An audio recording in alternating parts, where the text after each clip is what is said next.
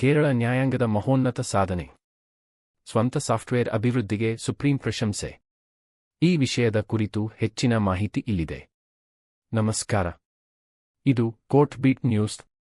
Outsourcing ಇಲ್ಲದೆ ಸ್ವಂತ software ಅಭಿವೃದ್ಧಿಪಡಿಸಿದ ಕೇರಳ ಹೈಕೋರ್ಟ್ ಬಹಳ ಮುನ್ನಡೆದಲ್ಲಿದೆ ಎಂದು ಕೇರಳ ಹೈಕೋರ್ಟ್ ಪ್ರಕರಣ ನಿರ್ವಹಣಾ ವ್ಯವಸ್ಥೆಯನ್ನು ಸುಪ್ರೀಂ ಕೋರ್ಟ್ ಪ್ರಶಂಸಿಸಿದೆ.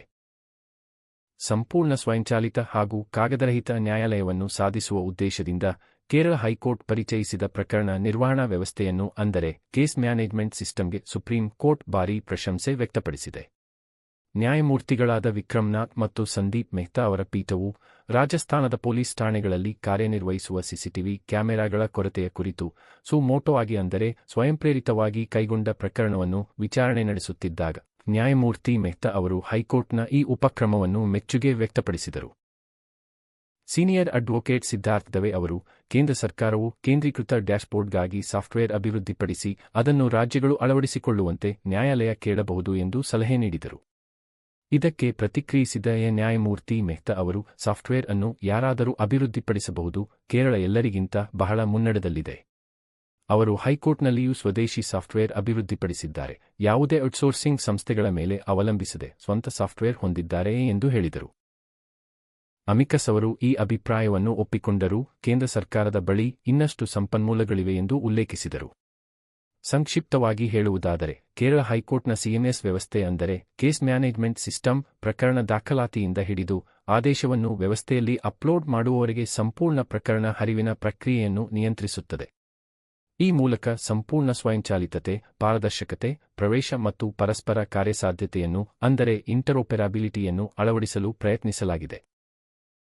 ಈ ಫೈಲ್ ಮಾಡಲಾದ ಪ್ರಕರಣಗಳ ಮಾಹಿತಿಯನ್ನು ಸ್ವಯಂಚಾಲಿತವಾಗಿ ಸ್ವೀಕರಿಸುವ ಸಾಮರ್ಥ್ಯ ಹೊಂದಿರುವ ದೇಶದ ಮೊದಲ ನ್ಯಾಯಾಲಯ ನಿರ್ವಹಣಾ ಸಾಫ್ಟ್ವೇರ್ ವ್ಯವಸ್ಥೆಯಿದು. ಈ ವ್ಯವಸ್ಥೆಯು ನ್ಯಾಯಾಧೀಶರು, ವಕೀಲರು, ಸ್ವಯಂ ವೈಯಕ್ತಿಕವಾಗಿ ಹಾಜರಾಗುವ ಪಕ್ಷಗಳು, ವಕೀಲರ ಗುಮಾಸ್ತರು, ಲಿಪಿಕರು, ಅಡ್ವೊಕೇಟ್ ಜನರಲ್, ಕೇಂದ್ರ ಸರ್ಕಾರದ ವಕೀಲರು ಮತ್ತು ಸ್ಥಾಯಿ ವಕೀಲರಿಗೆ ಡ್ಯಾಶ್ಬೋರ್ಡ್ಗಳನ್ನು ಒದಗಿಸುತ್ತದೆ. ಇದು ಈ ವ್ಯವಸ್ಥೆಯ ಪ್ರಮುಖ ಅಂಶಗಳಲ್ಲಿ ಒಂದಾಗಿದೆ. ಎಲ್ಲಾ ಹಿತಾಸಕ್ತಿದಾರರಿಗೆ ಪ್ರವೇಶ ಸಾಮರ್ಥ್ಯ ಹೆಚ್ಚಾಗಿದೆ.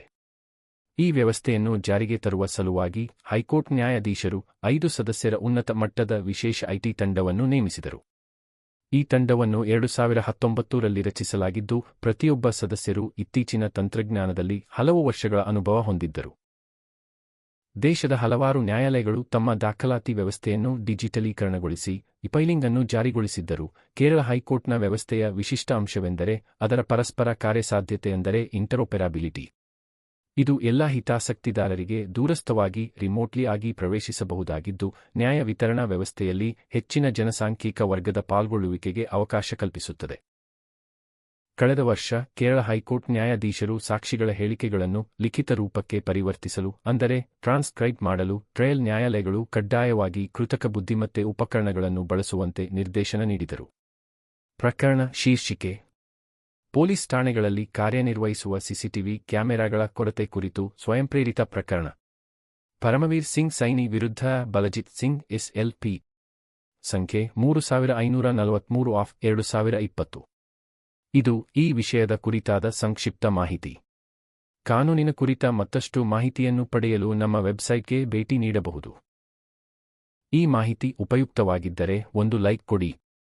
ಪ್ರಶ್ನೆ, ಸಲಹೆ, ಸೂಚನೆ ಇದ್ದರೆ ಕಮೆಂಟ್ ಬಾಕ್ಸ್ನಲ್ಲಿ ಬರೆಯಿರಿ. ನಿಮ್ಮ ಸಹಕಾರ, ಪ್ರೋತ್ಸಾಹ